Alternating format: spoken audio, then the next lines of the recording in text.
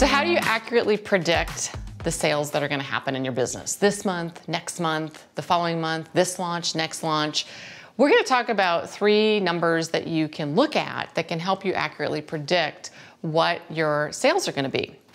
And this whole conversation was prompted by one of our clients who was launching this past week, and our team had worked with her on her 2-week launch of her online course. And she wanted to play this game. She said, let's predict what the sales are going to be. So our team put together a number. We said, okay, what do we think the number is going to be? And the team predicted that the number was going to be $42,517. It's kind of a very distinct number, right? The actual sales came in at $43,214. So 42,000 versus 43,000. And it was so close because the way we predicted the number was based on these 3 things that I want to walk you through. Because if you're paying attention to this, you can start to see what's happening in your online funnels, in the experience funnels that you're creating in your business. So the 3 things that you can look at, these 3 core numbers. Now, in our company, we track a whole dashboard of numbers that help us get a full picture of what's going on. This is a really powerful place to start because it gives you 3 things to really start looking at. The first is, in an experience funnel, when you're launching something, the first thing is opt-ins. So an opt-in is the number of people that you have coming in to the conversation with you. Now in sales, a long time ago I had a mentor, I grew up in sales, and he said to me, at the end of the day, sales is a numbers game. And you might have heard that. And when you think sales is a numbers game, you think, oh, it's like you got to have lots of people, right? Lots of quantity of prospects. But really it is a numbers game because the numbers are very predictive of what the results are going to be. If you are working one-to-one, your opt-ins number would be the number of people that opt to get on the phone with you, for example. In a funnel, when you're working to market one-to-many, the opt-ins might be the number of people that opt in and sign up for your webinar. So that's the first number.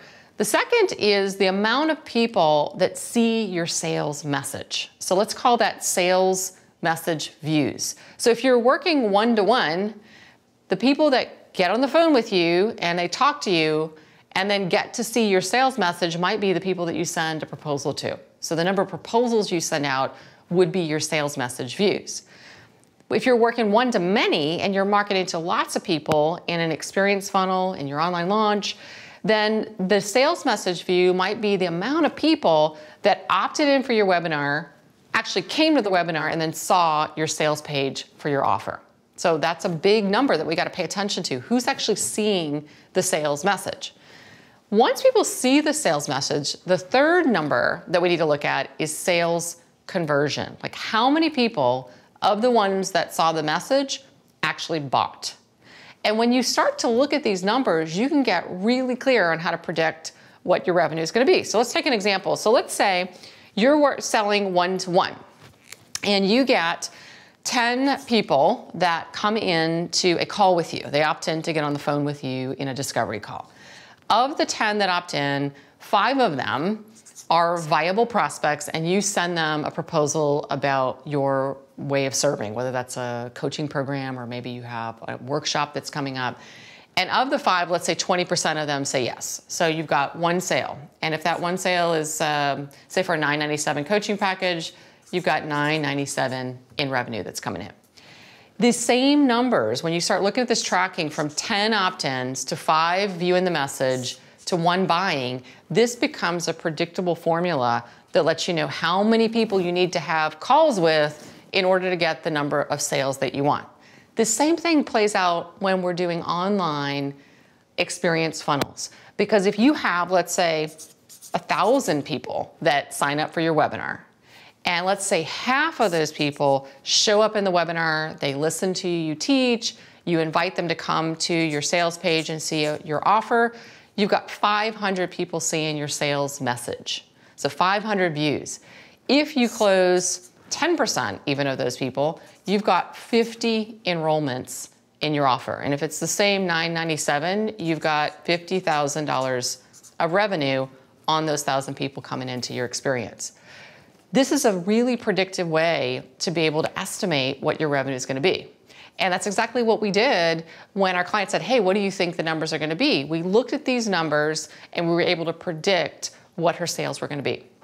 So I'd love for you to think about this, because if you start to pay attention to how many people are coming into your world, how many people see what it is that you're marketing, and how many people say yes, you're going to be able to start to predict what kind of traffic you need, what kinds of conversations you need to be having, how many you need to be having to get to your revenue goal.